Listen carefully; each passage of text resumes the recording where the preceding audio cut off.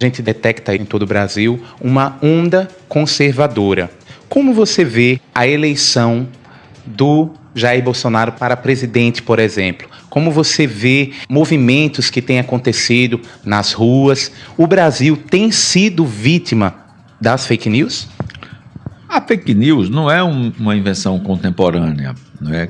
A fake news é uma notícia mentirosa. A falsa notícia ela antecede a imprensa. A falsa notícia vem dos boatos. Não é? Quando alguém não gostava de outra pessoa, inventava uma mentira sobre essa pessoa e ela se espalhava muitas vezes, destruía carreiras, destruía vidas. Isso faz parte da história da humanidade. O que acontece no meio digital é que ele dá possibilidade a um número muito maior de pessoas trabalhar em conjunto com multidões e espalhar o que acha que deva espalhar.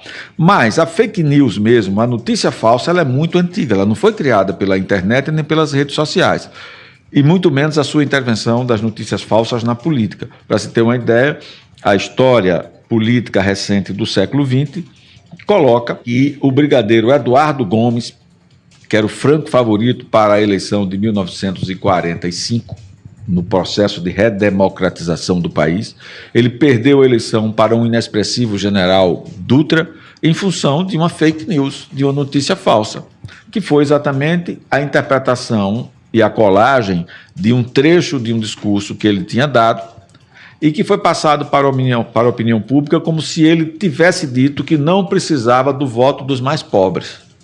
Na verdade, ele não tinha dito isso, ele tinha dito uma coisa parecida, mas não era a mesma coisa, e não no sentido de que foi dito, de que ele estaria desconhecendo, menosprezando, né, o voto do mais pobre. Mas isso foi para um jornal impresso no Rio de Janeiro, espalhou-se pelo Brasil e foi um dos elementos que fez com que o famoso brigadeiro Eduardo Gomes, que o doce brigadeiro é em homenagem a ele, o brigadeiro Eduardo Gomes, que é uma invenção brasileira, criado durante essa campanha. Mas o Eduardo Gomes perdeu a eleição. Um dos fatores, pelo menos decisivo dessa derrota, há uma fake news de algo que ele nunca tinha dito da forma como os jornais disseram e garantiram que ele tivesse dito. O que acontece é que hoje, em vez de um jornal impresso ou de uma rádio para espalhar um fake news, nós temos as redes sociais, cuja multiplicação de informações é brutal, é gigantesca, né? Mas eu acho que nas últimas eleições, a polarização e uma série de outros fatores políticos foi que definiram o resultado da eleição em si, no meu modo. Não foram, então, as fake news que provocaram uma onda conservadora no país? Não. Eu acho que não. A onda conservadora no país, ela está ligada também a uma onda não conservadora, uma onda que foi diferente na história do país e que está representada nos quase 4 mandatos que o PT e outros partidos de esquerda e outros de não esquerda tiveram no comando do país desde a eleição do Lula, sua reeleição, a eleição de Dilma e reeleição da própria Dilma Rousseff, interrompida pelo impeachment. Então, nós temos também aí um crescimento da centro-esquerda.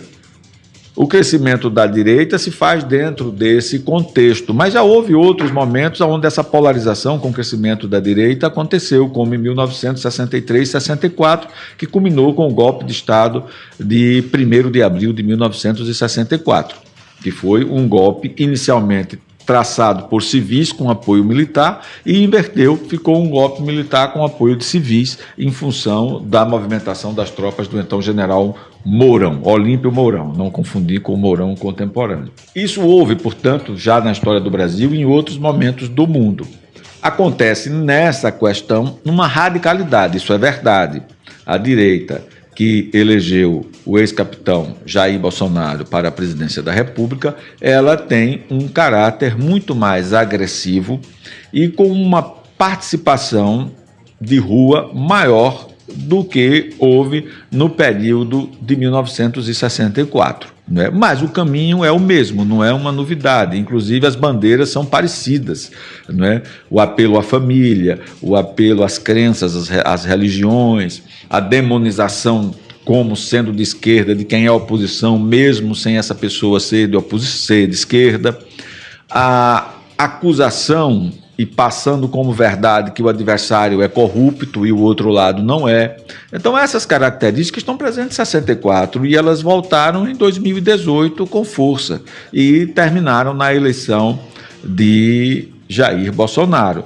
Agora, no meu modo de ver, não foram as fake news, nem o próprio movimento que determinou isso, foi uma conjunção de fatores. Por exemplo, se nós olharmos as pesquisas de antes da eleição, nos períodos anteriores à eleição de 2018, nós vamos ver que mesmo com as grandes manifestações de rua, que foram muito grandes, de direita, muito grandes, com o crescimento da pré-candidatura e da candidatura do ex-capitão Bolsonaro, mas, mesmo preso, Lula liderava as pesquisas durante longo período, o que levou a uma situação de certo desespero, na suposição de que se ele indicasse um nome, esse nome poderia chegar à vitória.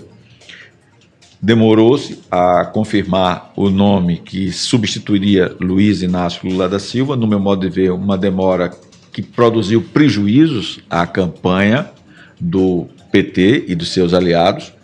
Demorou muito a que Haddad fosse indicado como substituto oficial de Lula, que todo mundo sabia que não ia ser candidato a presidente da República.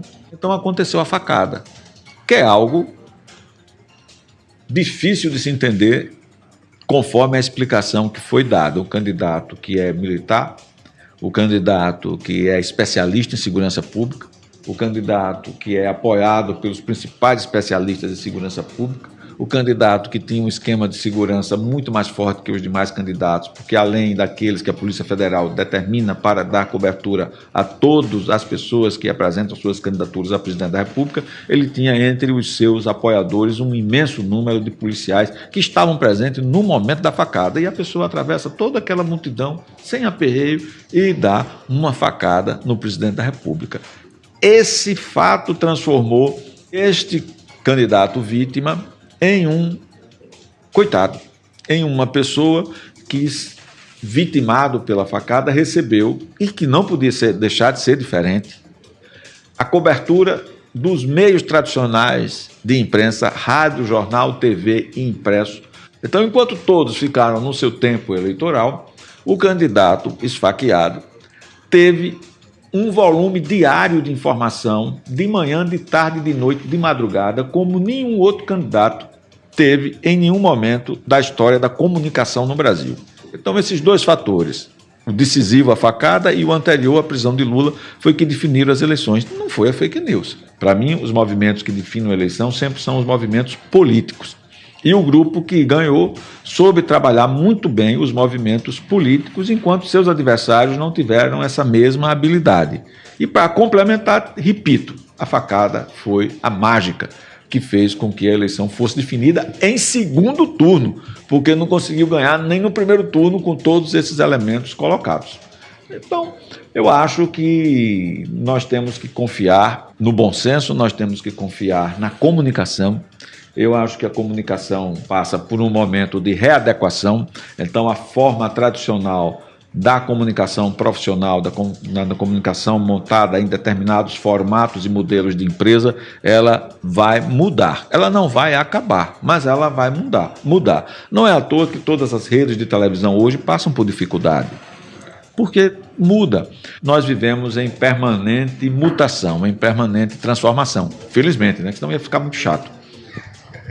Muito obrigado, Enio Lins, por nos receber aqui na SECOM, a equipe do DDD 82. Fica honrada de poder estar falando com o senhor parar um pouco o trabalho aqui para nos receber. Alexandre Prado, com imagens de Adriano Lima, para mais um DDD 82.